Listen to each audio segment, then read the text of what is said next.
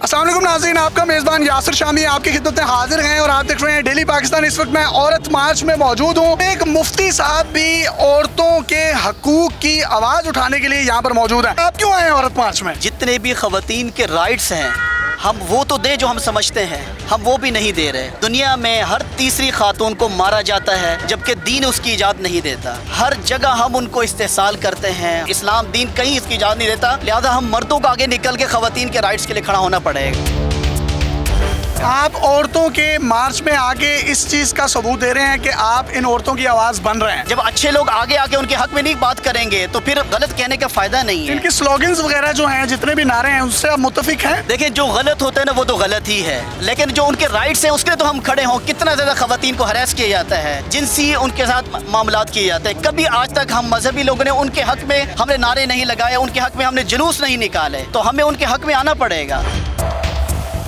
तो मेरा जिस्म मेरी मर्जी, लो बैठ गई सही से, अपना मौजा जो है वो खुद ढूंढ लो, दुपट्टा नहीं पहन सकते तो आंखों पर बांध दो, इस तरह के स्लोगन जो हैं उनकी आप हौसला अफजाई करते हैं? नहीं, देखिए इस तरह के स्लोगन तो गलत है ना, इसमें कोई शक नहीं है, लेकिन जो भी उनके जायज़ राइट्स हैं ना जो इस्लाम ने दिए हैं वो तो उनको मिलने चाहिए।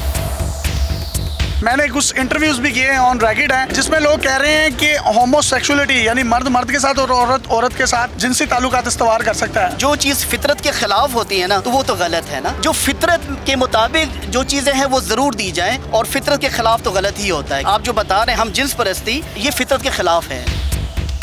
सर अल्लाह ये भी तो फरमा रहा है मर्द को औरत पर ज्यादा फजीलत हासिल है। इससे के लिए आयत है, मर्द जो है ताकतवर है औरतों पर। देखिए वो जो आयत है ना उसको हमने थोड़ा सा हद से तजावुज करते हुए समझा है। वो आयत ये है, जो मर्द है वो खवातीन के निगहबान है, उनकी हिफाजत करने वाले हैं, ना कि उनको मारने वाले हैं, तोड़ने वाले हैं।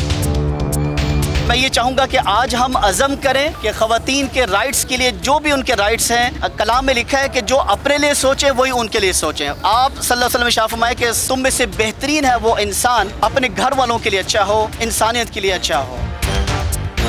क्या ही अच्छा होता अगर मतलब पर्दे में सारे एहतजाज हो रहे होते तो राइट्स जो हैं, राइट्स के साथ हम भी खड़े हैं और हम इनकी आवाज़ भी पहुंचाते हैं। आपका इसमें बीइंग स्कॉलर कोई मौक़िफ़ है तो आप दे सकते हैं। ये जो हम ज़बरदस्त कहते हैं ना कि फलां आदमी दाढ़ी रख ले, फलां औरत जो है पर्दा कर ले, ये इस्लाम का मिजाज नहीं है। 40 साल आप सल्लल्लाहु अलैहि वसल्लम के अखलाक थे, आपने ईमान की मेहनत की, 13 साल फिर नमाज आई, और हिजरत के दूसरे साल रोज़ा और ज़कात फ़र्ज हुआ, तीसरे साल जिहाद फ़र्ज हुआ, चौथे साल शराब मना की गई, वो भी यकदम मना नहीं की गई, 3 अलग अलग मौक़ों पर मना की गई है। 5वें साल पर्दा आया, और पर्दे की भी उलमा ने 2 किस्में लिखी हैं। एक तो फुल अपने आप को छुपाते हैं, वो भी हालात के, यानी जीन्स की पैंट पहन ले तो वो हराम नहीं है, हलाल है, ढका होना चाहिए सब कुछ। देखिए जैसे मैंने पहना हुआ है, अपने आप को जिस हद तक हो सके हम छुपाएं और अपने उस हदूद क़यूद में रहे तो यही मुनासिब है। सर जो वी गले वाली शर्ट है वो हलाल है या हराम है? इस्लाम में जो कम से कम पर्दे की जो हदूद है ना वो यही है कि फरमाया गया कि चेहरा और हाथ और पाँव के अलावा छुपाना फ़र्ज है, ये कम से कम दर्जा है। तो ये जो बड़े गले पहनते हैं लोग, इसके बारे में क्या कहेंगे? देखें ना, ये तो हमें